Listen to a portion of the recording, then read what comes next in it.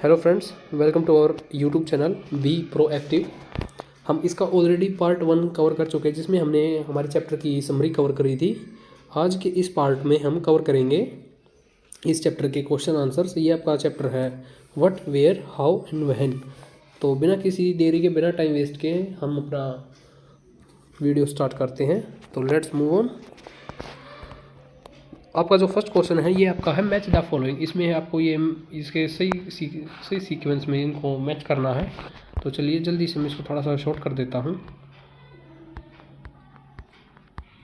आपका जो नर्मदा वैली था वो किसके लिए जाना जाता था? नर्मदा वैली जो थी वो जानी जाती थी हंटिंग एंड गैदरिंग।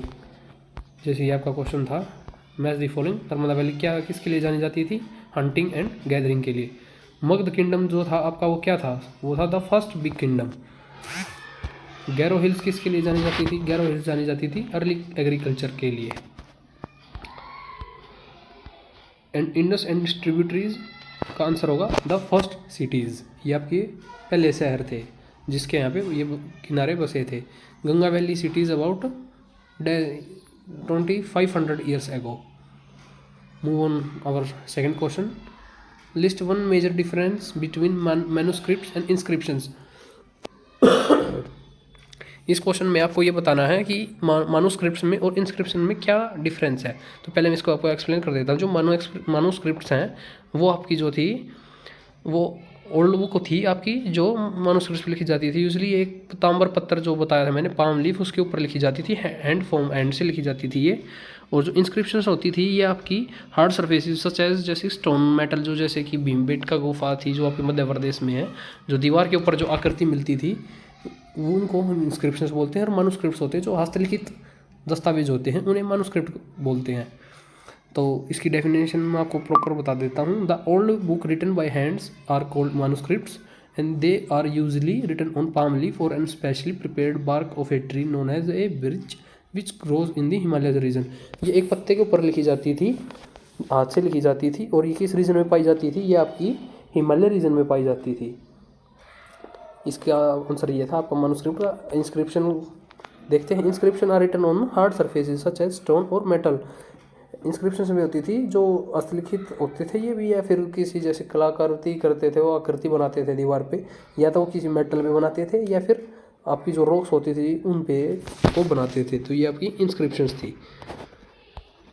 तो हम जब चैप्टर कर रहे थे तो उसमें क्वेश्चन आया था written to Rashida's question, can you think some answers to it. Rashida का क्वेश्चन क्या था? Rashida's question was how could you any one know what happen so many years ago. तो रशीदा ये पूछ रही थी, एक इसमें एक पिक्चर थी, कार्टून बना हुआ था ऊपर आपके चैप्टर में जो हम समरी कर रहे थे, कि कोई भी कैसे पता लगाएगा कि पीछे पहले क्या हो चुका है, हिस्ट्री क्या थी हमारी। These are various ways by which people they can know about the past. ऐसे बहुत सारे तरीके होते हैं जिससे कि हम हमारी हिस्ट्री का पता लगा सकते हैं आज की जैसे मॉडर्न टेक्नोलॉजी की, with the help of modern technology. The remains left by the early man in the form of tools. जैसे कि खुदाई में जो हमें हमारे आर्कियोलॉजिस्ट को जो ज्वेलरी मिली हैं, टूल्स मिले हैं, वेपन्स मिले हैं, उनसे हमें पता कर चल जाता है कि वो कब के थे, कौन सी उसमें वे मैन्युफैक्चर हुए थे और क्या उनका यूज़ हुआ था। Second, after man had learn the art of writing he wrote on leaves bark of trees. कुछ जब इंसान ने लिखना पढ़ना सीख लिया था तो उसने अपने बारे में कैसे वो जीवन यापन कर रहा था, क्या खोज की थी, या कैसे उस टाइम की परेशानियाँ थी, उनको क्या करता था, अपने उन पे लिखता था। और जो कि जो अभी हमें मिले भी हैं, जो हम मानूस्क्रिप्ट्स अभी पढ़ के आए हैं। We have been able to read the script of these people in many cases. कुछ जो दस्तावेज थे वो कुछ हमारे आर्कियोलॉजिस्ट ने उनको समझ लिया है और उनको हमारी मॉडर्न लैंग्वेज में उन्हें ट्रांसफॉर्म भी किया है। और कुछ अभी भी ऐसे हैं जो अभी भी पढ़े नहीं जा सके हैं। तो move on our next question. Next question है make a list of all the objects that archaeologist may find which of this could be made of stones. जो कि पत्थर से बने हैं और जो आपके आर्कियोलॉजिस्ट ने उन्हें ढूंढा और कहाँ से मिले हैं। तो ये आपका आंसर है the archaeologist study the remains of building made of stone and brick, painting and sculptures. ये सभी उन्हें मिले हैं। आपके पत्थर के टुकड़े हो गए, ईंटें हो गई, उस टाइम पे जो गोल प्रकार की ईंटें यूज में हुई थी, पेंटिंग हो गई और स्कल्पचर्स हो गए। They also dig under the surface of the earth to find tools. जो औजार जो उनके थे वो भी उन्हें ज़मीन के नीचे खुदाई के टाइम पे मिले हैं। Weapons, pots, pans and ornaments and coin, tools and weapons could have been made of stone. उस टाइम पे जो हथियार थे, जो भी वेपन्स थे वो यूज़ करते थे, वो पत्थर के बनाते थे। स्टोन एज की बात हो रही है आपकी।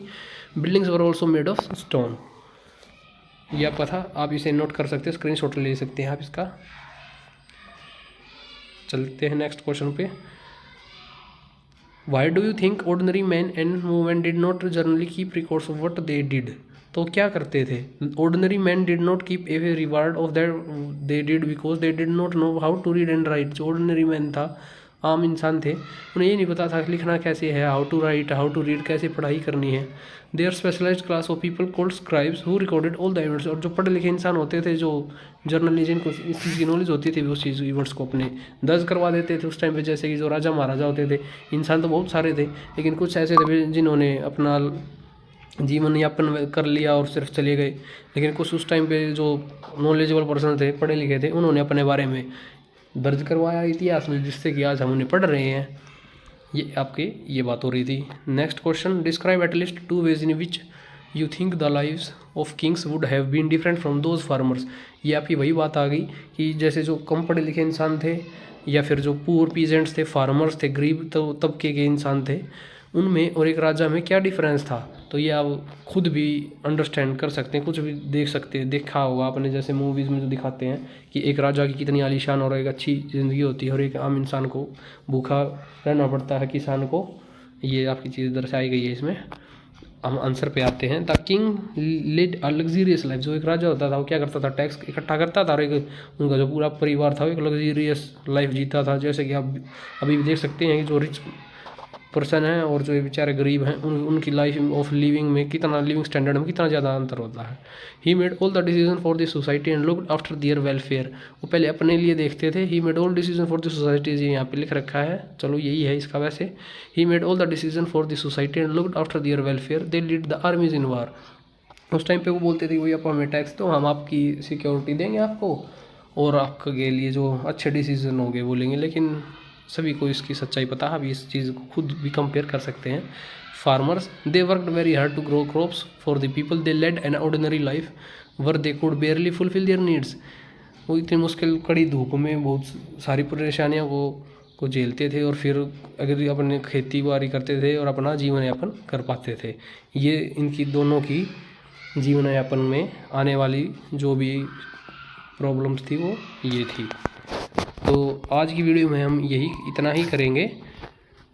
ये हमारे 6 क्वेश्चन थे, ये हमने डिस्कस कर लिए हैं। आपको ये PDF टेलीग्राम चैनल पे मिल जाएगी। और आपको हमारी वीडियो अच्छी लगी हो तो कमेंट करें और बताएं आपको और किस टॉपिक में वीडियो चाहिए। Thank you to watching our video.